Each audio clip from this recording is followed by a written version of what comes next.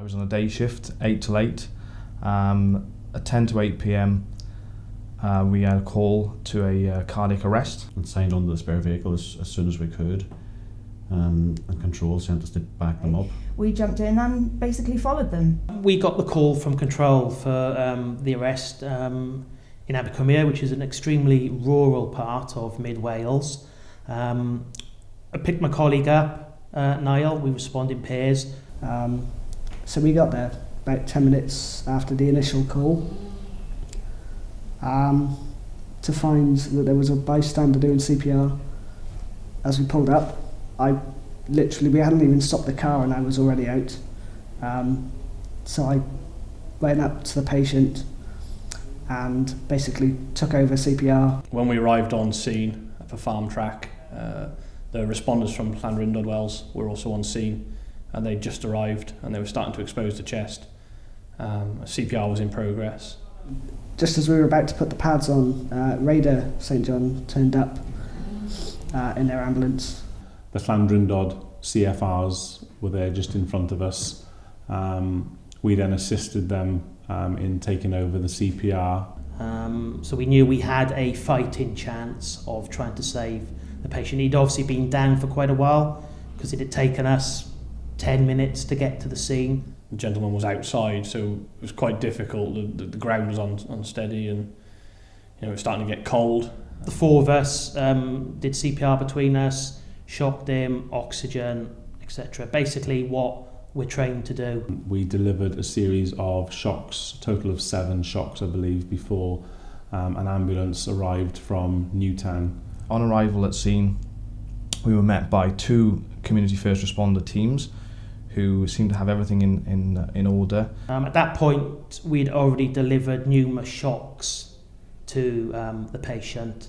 The night crew turned up then to assist. Whenever I arrived, I remember thinking, to an outsider, the scene may have looked confusion, as sometimes scenes do whenever we're there, because there were a few bystanders.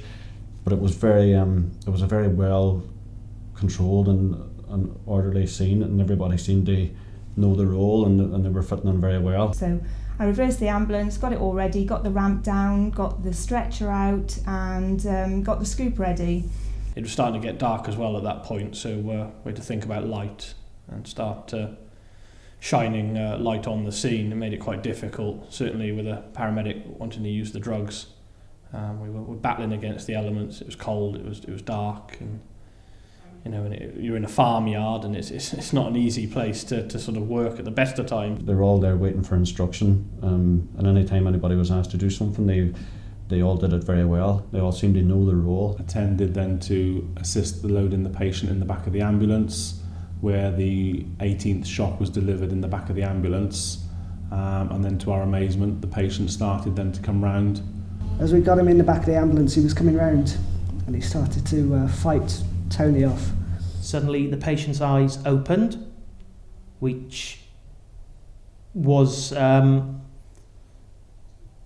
don't really know how to describe the experience of actually seeing that. Didn't quite believe it at first. I had to go down and see it for myself. And I hear in the back some expletives from the patient, who had by now woken up and was telling the crew in the back that he wanted to get off the scoop and off the stretcher. We had to be quite firm with him and tell him that he just had a cardiac arrest and that he needed to go to hospital.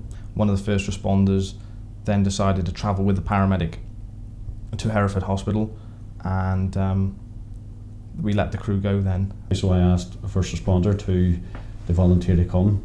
And I was quite happy to have a first responder in the back if I needed CPR doing, and I sent the day crew back home because I didn't want them to have a long overrun.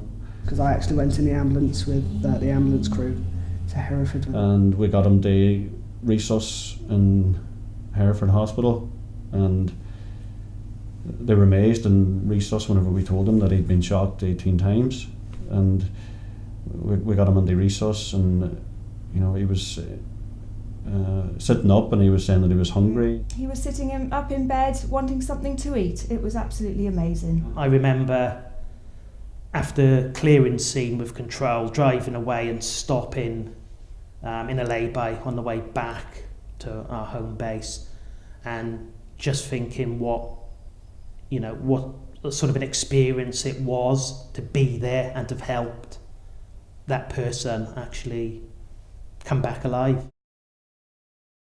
We were told afterwards that the patient had survived the cardiac arrest episode, and I think really it's probably due to the immediate CPR that took place by the phone caller, and even though it took us 20 minutes to arrive on scene, because of that continued CPR and early defibrillation, or as early as you can get in a rural area, that's what benefited for the patient's outcome. But I think if it wasn't for them getting there first, those two first responder teams, I think the job would have turned out a whole lot different.